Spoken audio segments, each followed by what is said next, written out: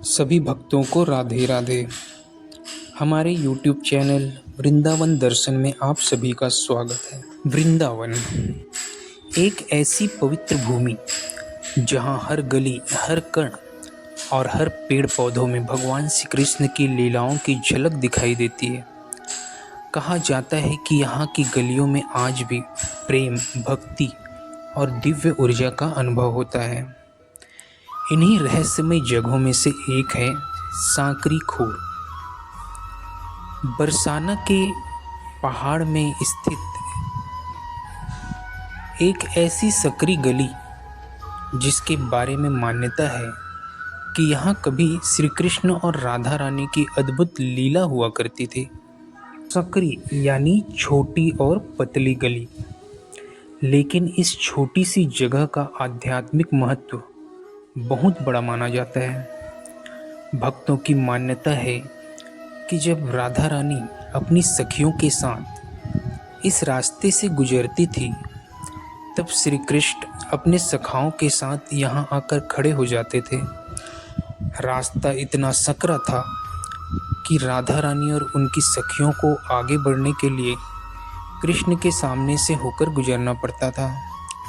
कहा जाता है कि श्री कृष्ण कभी कभी प्रेम से राधा रानी का रास्ता रोक लेते और उनसे हंसी मजाक करते थे।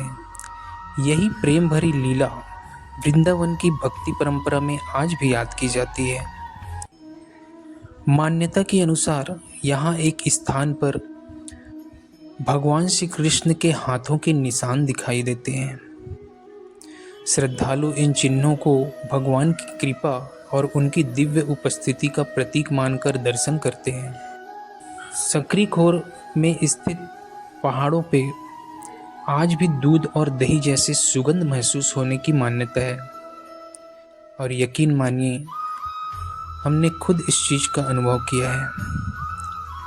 भक्त इसे भगवान श्री कृष्ण की माखन दही की लीलाओं से जोड़कर देखते हैं। उनका विश्वास है कि जिस भूमि पर कभी कान्हा ने अपने बाल स्वरूप में गोपियों के साथ माखन और दही की लीलाएं की थी, वहाँ आज भी उस प्रेम और भक्ति की अनुभूति होती है।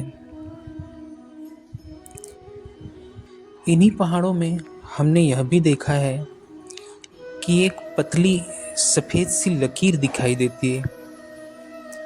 मान्यता ये है कि ये श्री कृष्ण की चोटी के निशान हैं।